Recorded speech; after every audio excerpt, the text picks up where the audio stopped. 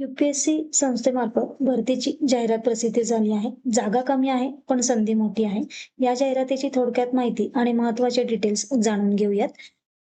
पदाचं नाव आहे assistant provident fund commissioner म्हणजे APFC.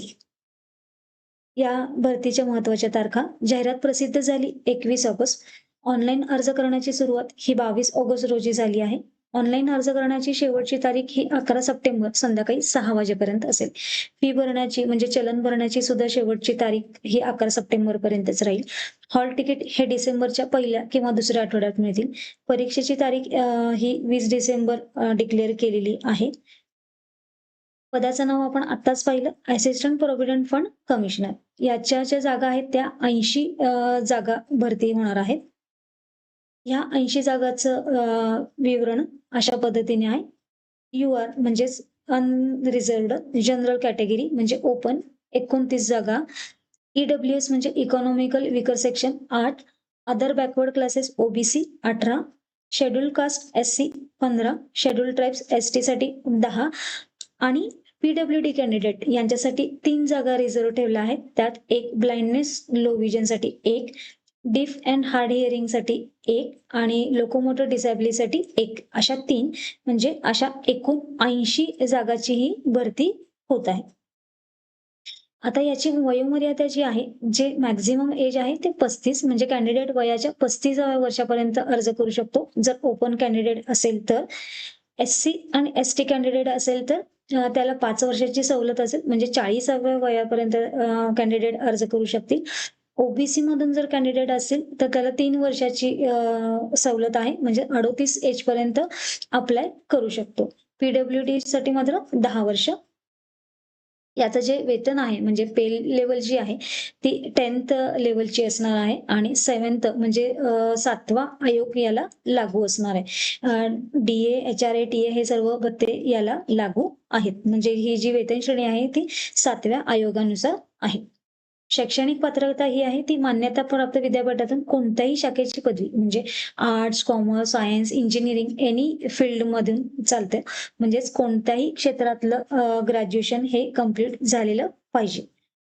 अर्जाचं जे शुल्क आहे ते जनरल, OBC, EWS साठी मात्र ₹25च चलन आहे.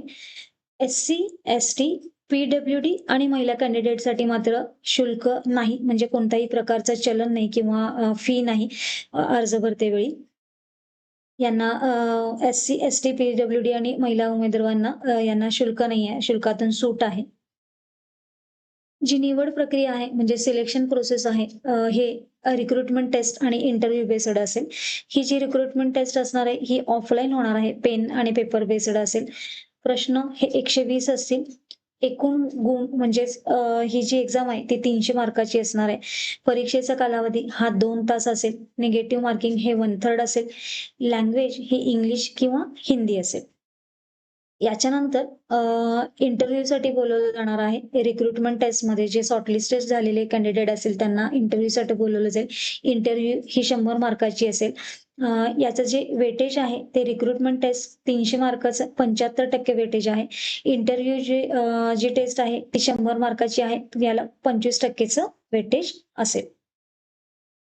रिक्रुटमेंट टेस्टसाठीचा syllabus general English, Indian culture, heritage and freedom movements, development issues and present trends in Indian economy, governance and constitution of India, general science and basic knowledge of computer applications, elementary mathematics, statistics and general mental ability, industrial relation, labor codes and social security in India, principle of accountancy, auditing and insurance, current events and national and international importance अशा topic वरती ही exam असेल म्हणजे हा syllabus आहे.